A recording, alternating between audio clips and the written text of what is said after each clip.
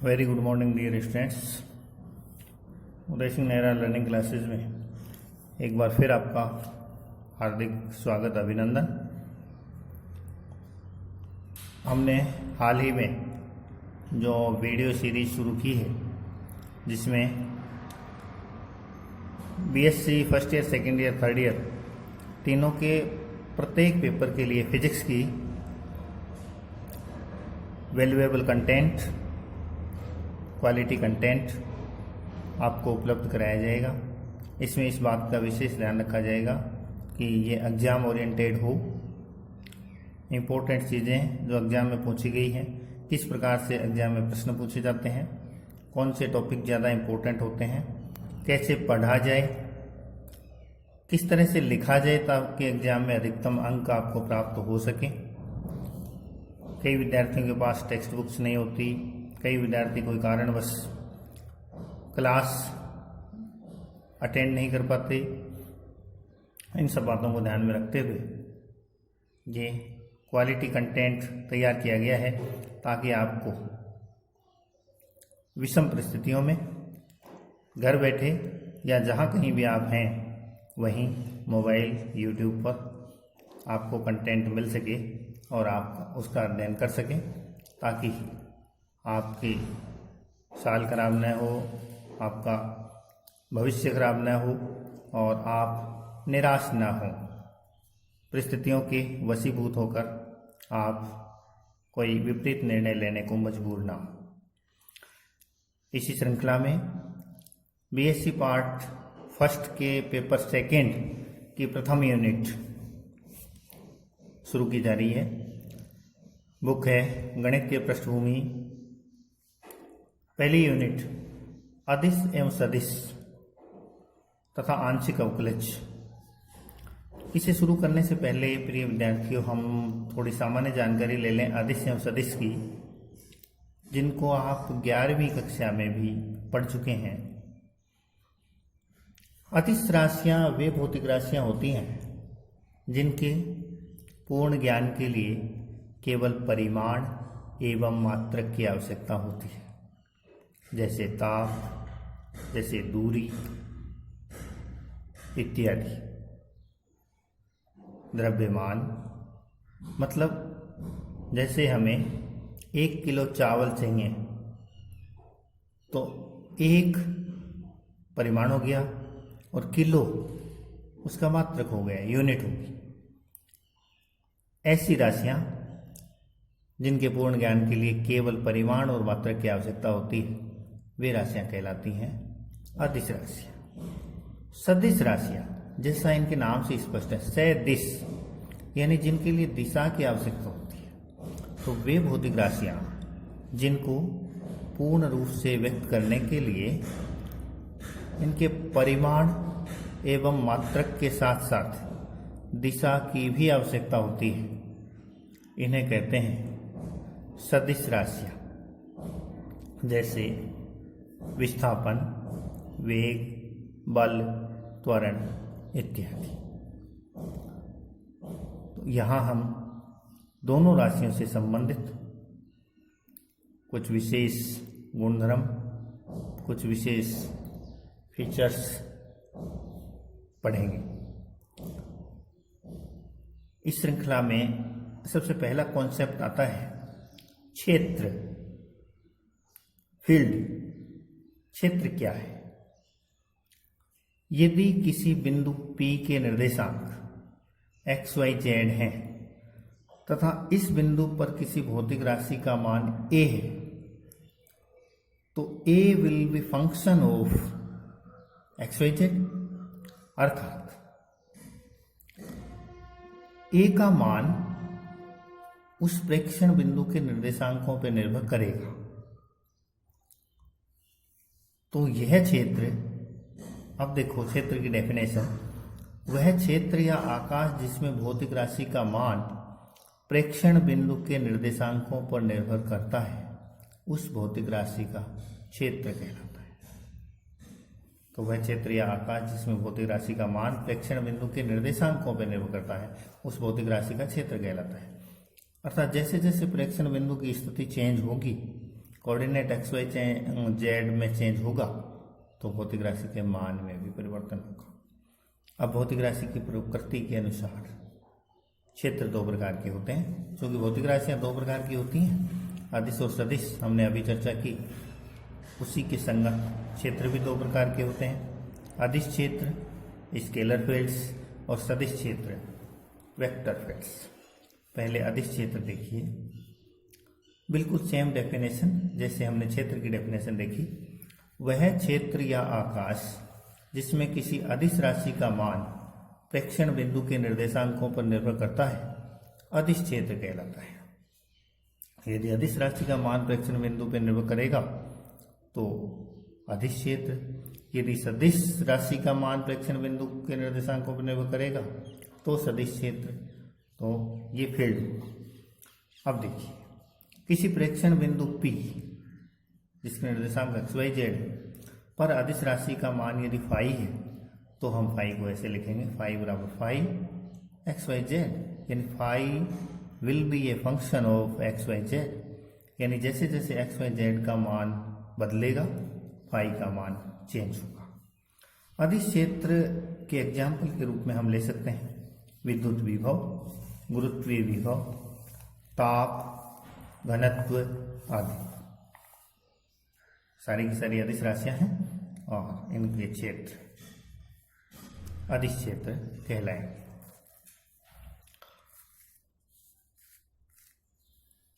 अदिश राशि का ग्राफीय निरूपण क्षेत्र या आकाश में ऐसे पृष्ठ खींचकर किया जाता है। ग्राफिकल रिप्रेजेंटेशन कैसे करते हैं?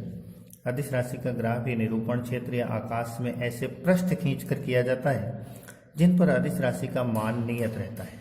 ऐसे पृष्ठों को सम अदिश पृष्ठ कहते हैं। जैसे यहाँ देखिए, एक्स वाई तल में दो पृष्ठ हैं S1 और S2। S1 पर राशि का मान φ1 है, S2 पे अदिश क्षेत्र का मान φ2 है, अदिश राशि का मान φ2 है। तो इस क्षेत्र में ये दोनों सम अदिश पृष्ठ, यानी इस पूरे क्षेत्र पे राशि का मान φ1 है, इस पूरे क्षेत्र पे राशि का मान φ2 है, तो ये सम अदिश पृष्ठ है। चूंकि क्षेत्र में एक बिंदु विशेष पर अदिश राशि का मान एक ही होता है, अतः सम अदिश पृष्ठ परस्पर काटते नहीं हैं। बड़ी विशेष बात है, यानी सम अदिश पृष्ठ कभी काटते नहीं हैं। इस बात को ऐसे समझें, मान लो यदि ये आपस में कहीं काटते, प्रतिच्छेद करते तो इनका कोई प्रतिच्छेद बिंदु होता, उस प्रतिच्छेद बिंदु पे अदिश राशि का मान φ1 भी होता और φ2 भी होता, क्योंकि वो प्रतिच्छेद बिंदु दोनों पे स्थित होता। लेकिन ऐसा संभव नहीं है। क्यों? क्योंकि ये क्षेत्र है और जिसमें राशि का मान प्रेक्षण बिंदु के निर्देशांकों पर निर्भर करता है, तो एक बिंदु पे एक ही मान संभव होगा। अतः सम अदिश पृष्ठ कभी भी परस्पर काटते नहीं। तो ये हमने पढ़ा अदिश क्षेत्र। अब देखिए सदिश क्षेत्र, अगला है सदिश क्षेत्र।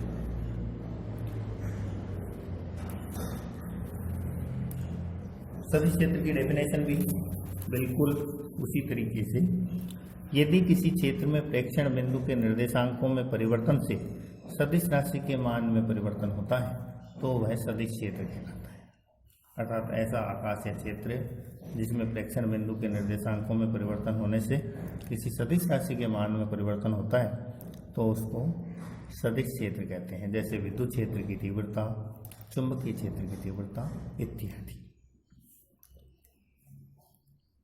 किसी क्षेत्र में कोई सदिश राशि A प्रेक्षण बिंदु के निर्देशांकों x, y, z पर निर्भर करती है तो इसे निम्न प्रकार से व्यक्त कर सकते हैं, A बराबर A of x, y, z। इसको चूंकि ये सदिश है, सदिश लगा के रिप्रेजेंट करेंगे।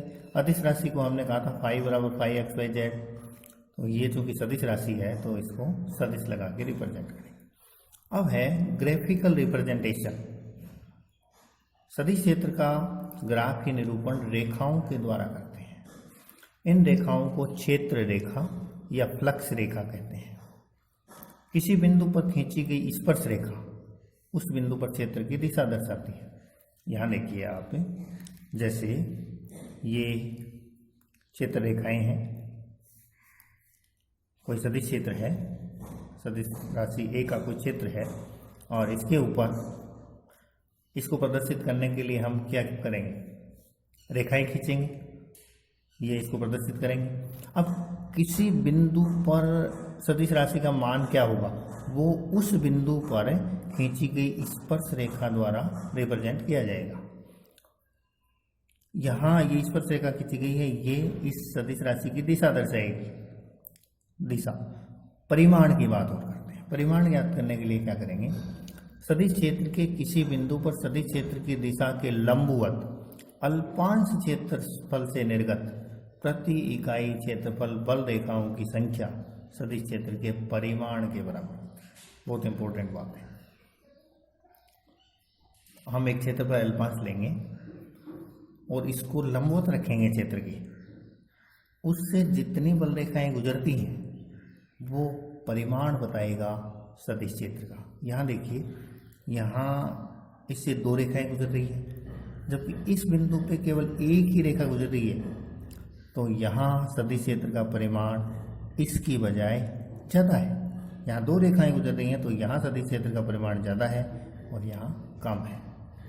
तो किसी पृष्ठ अल्पांश जो क्षेत्र रेखाओं के लंबवत रखा है, उससे गुजरने वाली संख्या वो दर्शाएगी सदिश क्षेत्र के परिमाण को,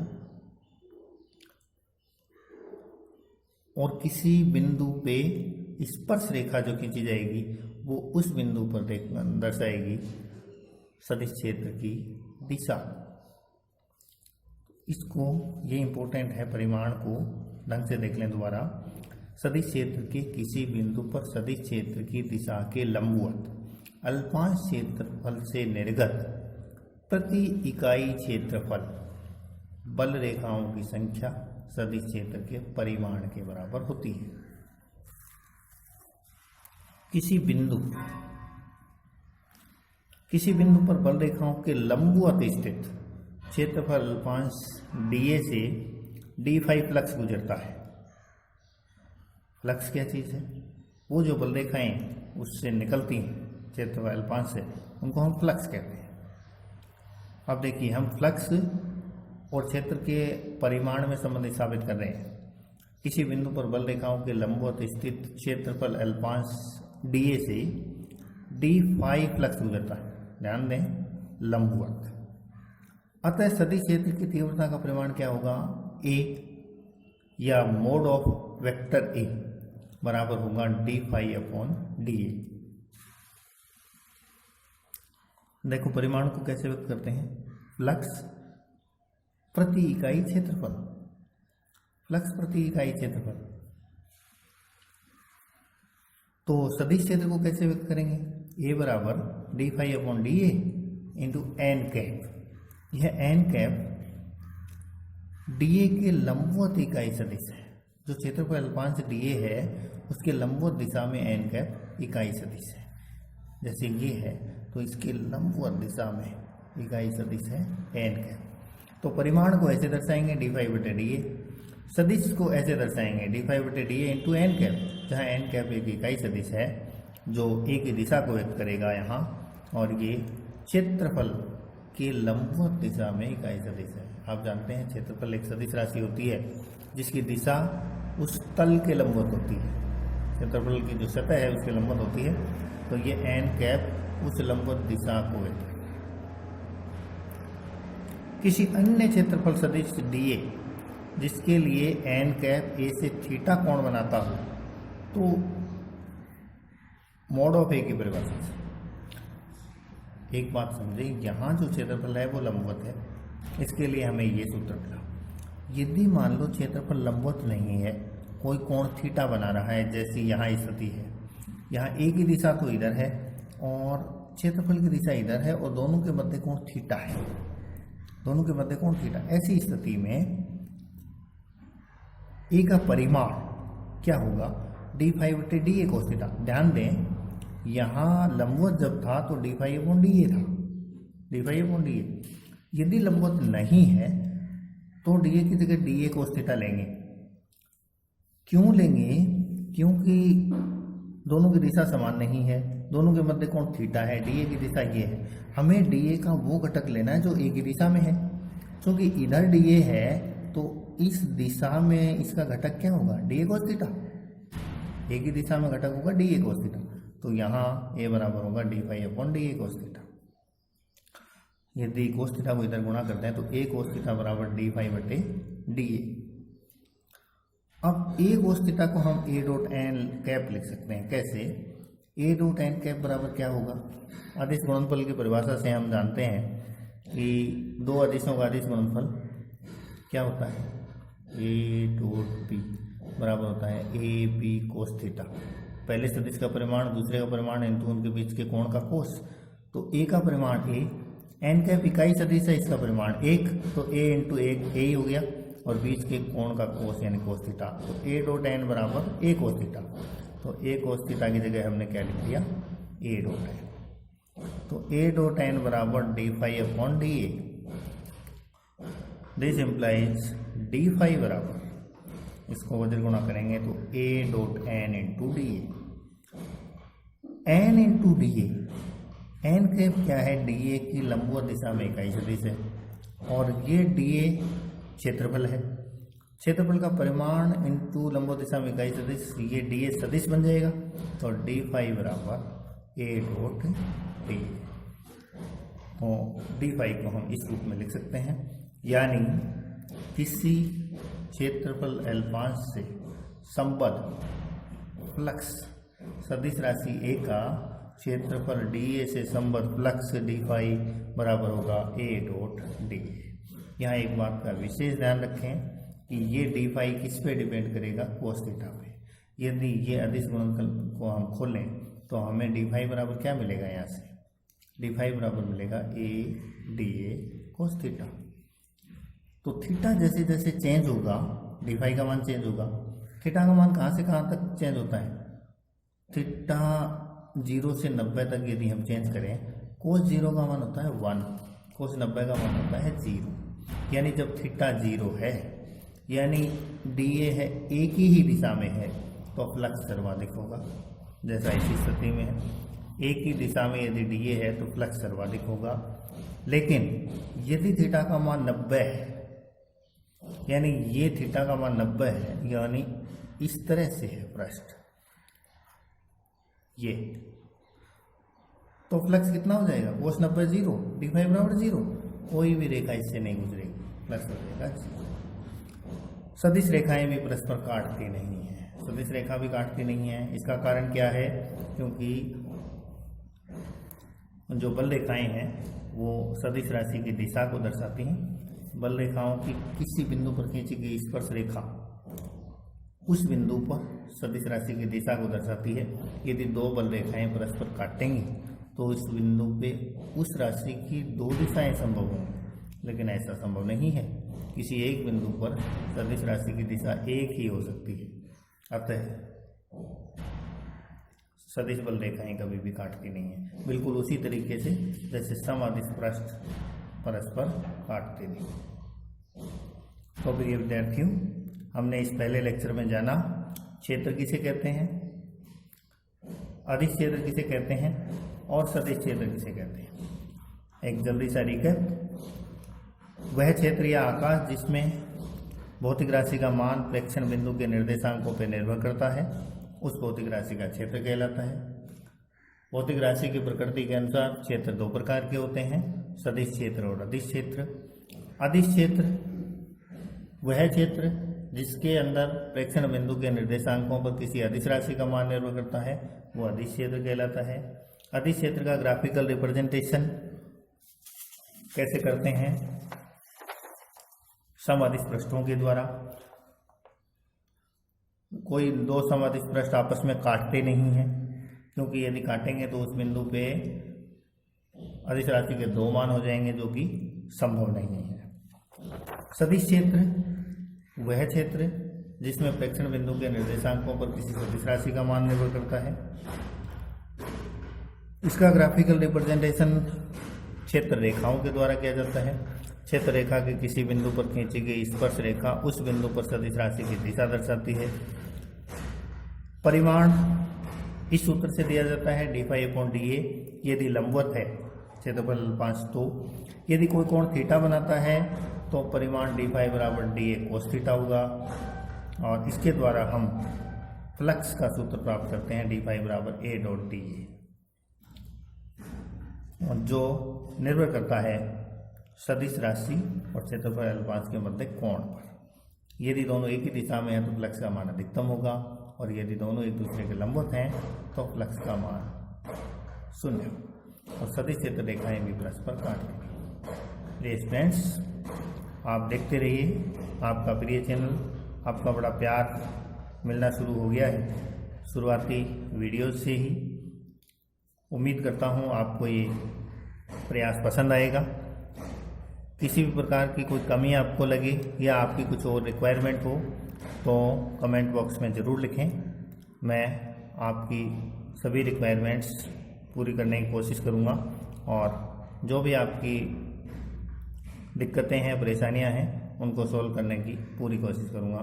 धन्यवाद। थैंक्स।